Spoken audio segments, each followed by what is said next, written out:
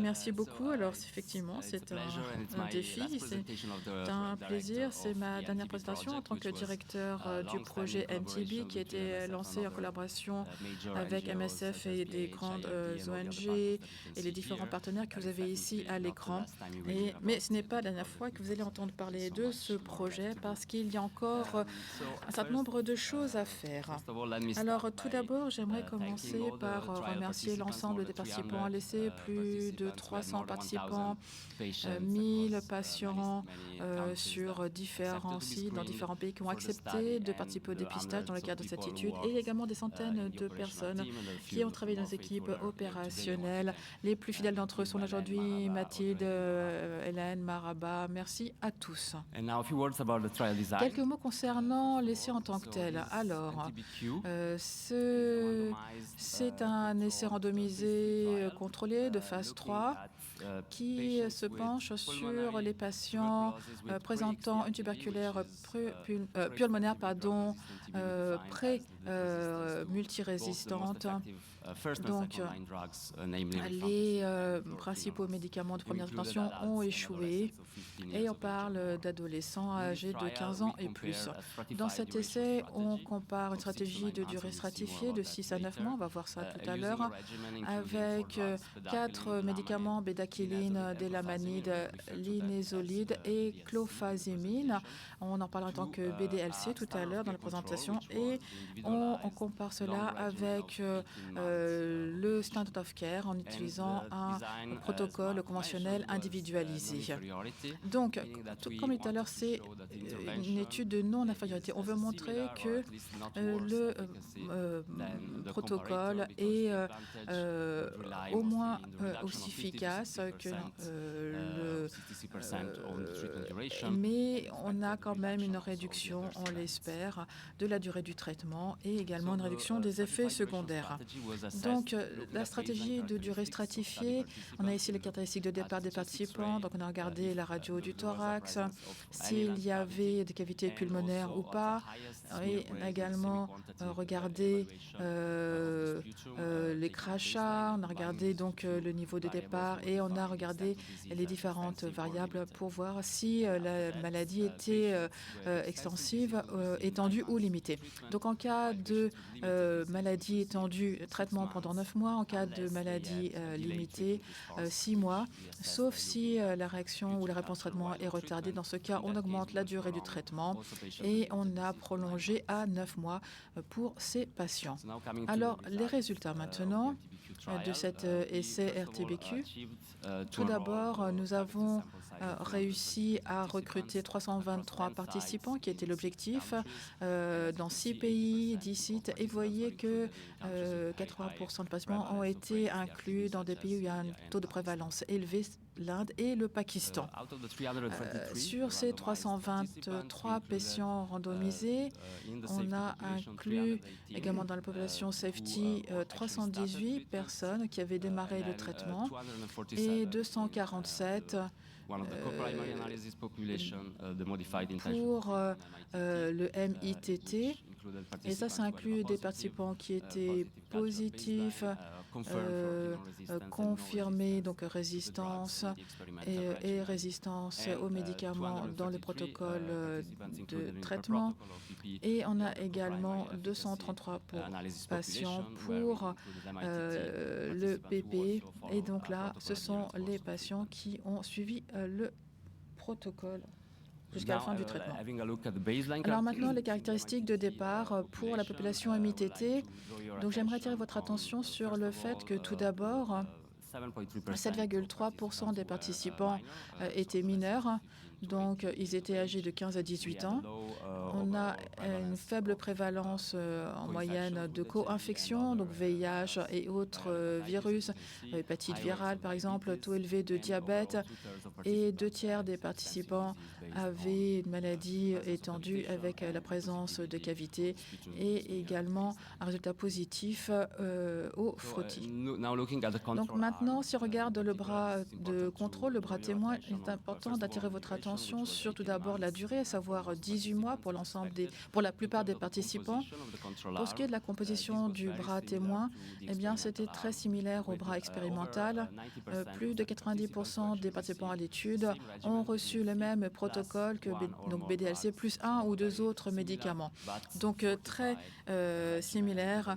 45 ont reçu un traitement pendant une durée plus longue. Maintenant, le critère primaire, donc en termes d'efficacité, donc ça, c'est la proportion d'issues favorables à 73 semaines après la randomisation dans la population MITT. Vous voyez les résultats ici. Globalement, d'excellents résultats dans les deux bras. Plus de 86% de réussite de traitement dans les deux bras. Donc le bras témoin et le bras expérimental. Et dans le bras témoin, les résultats étaient formidables. Néanmoins, ils surperforment les résultats du bras expérimental, ce qui n'était pas forcément ce qui était attendu, bien entendu. Alors, si on regarde ces issues favorables, on essaye de comprendre ce qui peut expliquer ces différences. On voit ici qu'il n'y a pas de différence en termes de taux de mortalité, mauvaise réponse au traitement et arrêt permanent dû aux effets indésirables. Donc, la principale différence vient de ces deux issues ici. Tout d'abord, la récurrence. Les taux de récurrence étaient de 5% dans le bras expérimental contre 0 dans le bras témoin. Et également, perte de suivi et retrait du consentement. C'était supérieur dans le bras témoin. Néanmoins, ils sont inférieurs à ce que l'on avait pensé avoir.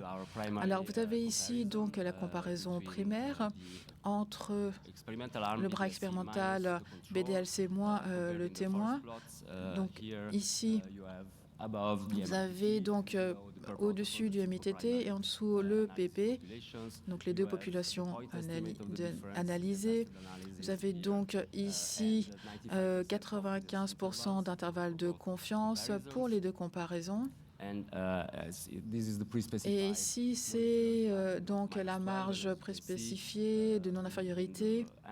Et dans le MITT, eh bien, l'infériorité était ça ne dépasse pas le moins 12, tandis que c'est le cas dans la population PP. Donc, en conclusion, on ne peut pas conclure qu'il n'y a pas de non-infériorité de cette stratégie expérimentale par rapport aux témoins.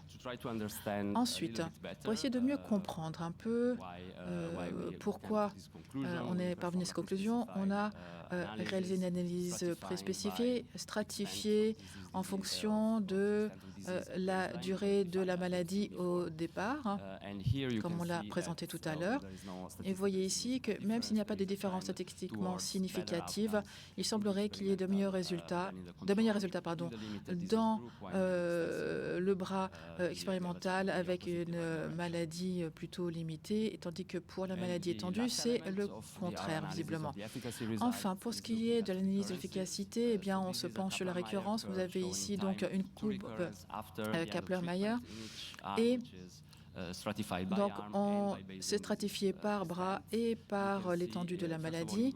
En vert, tout d'abord, vous avez ici en bas, donc le bras témoin, donc pas de récurrence. Il est important de noter qu'il y a une durée de suivi d'environ 6 mois dans le bras témoin, donc bien moindre qu'en le bras expérimental où le suivi a duré presque 1 an et demi. Et vous voyez également la différence entre les patients dans le bras expérimental avec une maladie limitée, donc une seule récurrence, et maladie étendue, 8 récurrences, 8 rechutes. Donc ces récurrences ont été confirmées comme étant des rechutes sur la base de séquençage génomique, donc la même souche qui était présente au début chez ces patients. Donc, chez 7 sur 8 de ces patients, on a vu une résistance, surtout à la bédaquiline et à la clofazimine. Alors, quelques mots en termes d'innocuité. Si on regarde les résultats d'innocuité principaux, on a un taux global de grade 3, donc ils sont ici parce qu'il y a des événements désirables. Alors ensuite, tout effet indésirable grave. Et vous avez donc une comparaison entre les deux bras et on peut voir qu'on a une proportion d'événements indésirables plus élevé dans le bras témoin par rapport au bras expérimental, et ça c'était attendu du fait des différences de durée notamment. Si on regarde les événements indésirables d'intérêt spécial, donc qui effectivement sont attendus en fonction des différents protocoles médicamenteux. Donc vous avez ici les deux effets indésirables sur le dessus. Eh bien, ils étaient plutôt présents dans le bras témoin que dans le bras expérimental, donc la toxicité hématologique et la neuropathie périphérique. Et donc dans le bras expérimental, eh bien, on agissait au bout de 4 mois afin de travailler sur les effets indésirables. Maintenant, pour ce qui est de l'hépatotoxicité, neuropathie optique et la prolongation QT, eh bien là, ce n'était pas vraiment pertinent dans le cadre de notre étude, ce qui nous amène aux conclusions finales de cet essai. Tout d'abord, nous avons trouvé que le protocole expérimental de 6 à 9 mois BDLC pour les patients pré-IXTDR fournit un taux de guérison élevé de 87%, néanmoins légèrement inférieur à celui du protocole plus long, donc pas de non-infériorité ici établie. Ensuite, BDLC 6 à 9 mois a montré des résultats excellents chez les personnes qui avaient une tuberculose d'étendue limitée au démarrage du traitement. Donc, cela est probablement dû au fait que la durée est plus courte, moins de fardeau médicamenteux. Maintenant, pour ce qui est de la maladie étendue, eh bien, ce n'était pas suffisant pour prévenir les rechutes. Donc, on pourrait recommander un protocole long, renforcé, mais je pense qu'il faut vraiment avoir des discussions avec chaque patient pour discuter des avantages et inconvénients de chacune des options. Alors, les fluoroquinolones, ce sont des médicaments clés, on le savait déjà, c'est confirmé encore plus désormais. Cela confirme également le fait que le test fluoroquinone est indispensable pour chaque patient qui présente une tuberculose résistante. Et ça, c'est important parce que les autres protocoles recommandés par l'OMS présentent des problèmes similaires, donc des risques de résistance, etc.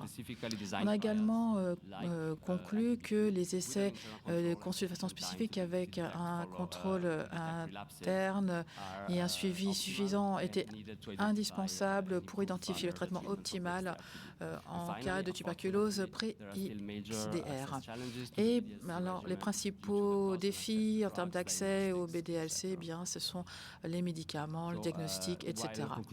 Alors, pour conclure, j'aimerais une nouvelle fois remercier l'ensemble des participants, toutes les équipes qui ont contribué à cette étude de longue durée. Merci à tous nos partenaires. Merci à United qui nous a apporté un gros financement. Nous allons également remercier MSF qui nous a permis vraiment de bien avancer. Merci à vous tous.